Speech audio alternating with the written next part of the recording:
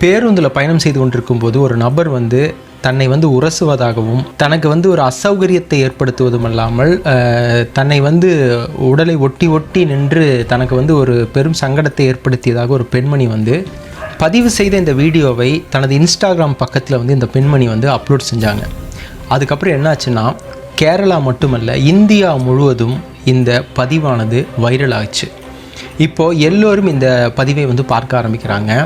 அந்த குறிப்பிட்ட நபர் வந்து தன்னை வந்து இப்படி அசௌகரியமாக தன்னுடைய உடலை வந்து ஒட்டி இருப்பதாக சொல்லி போடப்பட்ட அந்த பதிவு அது எப்படி விளைவை ஏற்படுத்துச்சுன்னா, அந்த பெண்ணின் மீது தான் தவறு, அந்த நபர் ஒன்றுமே செய்யவில்லை, இந்த பெண் தானாகவே அதாவது வியூஸுக்காக இந்த மாதிரி ஒரு வீடியோவை பதிவு செய்துள்ளதாக நிறைய பேர் வந்து இந்த பெண்மணியை திட்ட ஆரம்பித்த உடனே அந்த பெண்மணி வந்து மீண்டும் வந்து விளக்கத்தை கொடுக்க ஆரம்பிக்கிறாங்க.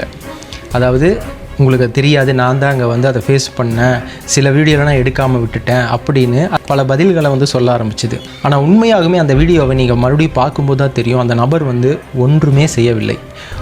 அந்த பெண்மணி வந்து வீடியோ ஆன் பண்ணியிருக்கிறது கூட அவருக்கு தெரியுமா அப்படிங்கிறதே ஒரு சந்தேகமாக தான் இருக்குது. ஸோ அவர் வந்து அவர் பாட்டுக்கு அவர் பஸ்ஸில் போயிட்டுருக்காரு. இந்த பெண்மணியினுடைய மனநிலை எப்படி இருக்குன்னா, பஸ்ஸு வந்து கேரளா பஸ் எப்பவுமே பார்த்திங்கன்னா கூட்டமாக இருக்கும். இப்போ வந்து மனிதர்கள் வந்து ஒவ்வொருவரும் பார்த்திங்கன்னா முட்டுவது வந்து இயல்பான ஒரு விஷயம். அந்த மாதிரி தான் அந்த நபரும் பார்த்திங்கன்னா அவர் இருந்திருக்காரு. அதனால தான் நிறைய பேர் வந்து இந்த வீடியோக்கு எதிராக அந்த வீடியோவை பதிவு செய்த அந்த பெண்ணை வந்து எல்லோரும் திட்ட ஆரம்பித்தாங்க. ஆனால் யாரும் எதிர்பார்க்காத ஒரு பெரும் விளைவு வந்து அங்கே ஏற்பட்டுச்சுங்க. என்னாச்சுன்னா, அந்த வீடியோ வைரல் ஆனதுனால அந்த பாதிக்கப்பட்ட நபரும் பார்த்திங்கன்னா அந்த வீடியோவை பார்த்து ரொம்ப மன அழுத்தத்திற்குள்ளாகி மன உளைச்சலுக்குள்ளானார். தனது நண்பர்களிடத்தில் வந்து இதை பற்றி பேசுகிறாரு, வக்கீல்கிட்ட போய் பேசலாம் அப்படின்னு நண்பர்களெல்லாம் சொல்கிறாங்க. ஒரு நாள் 2 நாள் மட்டும் வெளியில் வர வேண்டாம், ஏன்னா நீ ரொம்ப வைரலாக இருக்கிறதுனால உன் மேலே வந்து கெட்ட பேர் வரும்னு சொல்லி சொன்னதுனால அந்த நைட்டே அந்த நபர் வந்து தற்கொலை செய்து கொண்டார். கேட்கும்போதே மனசு உண்மையாலுமே உடையுதுங்க. ஸோ இது வந்து அவர் வேணும்ட்டுனே அவர் செய்யலை, அவர் வந்து அந்த மாதிரி ஒரு மனிதரே அல்லன்னு அந்த நட்பு வட்டாரங்கள், குடும்ப உறவினர்கள், அவங்களுடைய அப்பா அம்மாலாம் வந்து சொல்கிறத கேட்கும்போது மனசு நிச்சயமாக உடையுது. அதாவது நம்மளை கண்டிப்பாக வந்து பெண்களை வந்து நம்ம அசௌகரியப்படுத்துபவர்கள், பெண்களை வந்து அப்யூஸ் பண்ணுபவர்கள், பெண்களுக்கு வந்து ஒரு காம கண்ணோட்டத்தோடு பார்ப்பவர்களை எல்லாம் நிச்சயமாக தண்டிக்க வேண்டும், அதில் எந்த ஒரு மாற்று கருத்தும் இல்லை. ஆனால் இந்த பெண்மணி வந்து தவறாக புரிந்து விட்டார்களா அல்லது உண்மையாலுமே வியூஸுக்காக தான் அந்த பெண்மணி இப்படி பண்ணிச்சான்னு அந்த பெண்ணுக்கு மட்டும்தான் தெரியும்.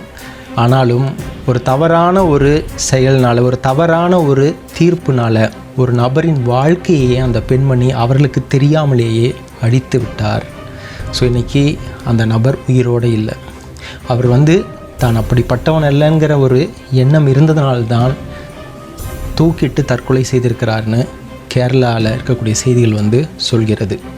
ஸோ தயவு செய்து பெண்கள், உங்களை ஒருத்தர் கஷ்டப்படுத்துகிறாரு, சங்கடப்படுத்துகிறாருன்னா தயவு செய்து அவங்கள எதிர்த்து அவங்களோட பதிவை வந்து நீங்கள் உங்களுடைய பக்கத்தில் பதிவேற்றுவதற்கு பதிலாக போலீஸ் ஸ்டேஷனில் போய் கம்ப்ளைண்ட் பண்ணலாம், நீதிமன்றத்துக்கு போகலாம். ஏன்னா அதுதான் சரியான ஒரு முறையாக இருக்கும். இன்றைக்கி என்னென்னா, இதையே வந்து தவறாக பயன்படுத்தி வியூஸுக்காகவும் போடக்கூடிய சில பேர் இருக்கிறார்கள்.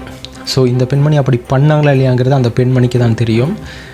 ஆக மொத்தம் ஒரு தவறுனால், ஒரு தவறான கண்ணோட்டத்தினால் இன்றைக்கி இழப்பு யாருக்குன்னா அந்த மனிதருக்கு. எந்த தவறுமே செய்யாத அந்த மனிதர் வந்து இன்றைக்கி தூக்கிட்டு தற்கொலை செய்து விட்டார்.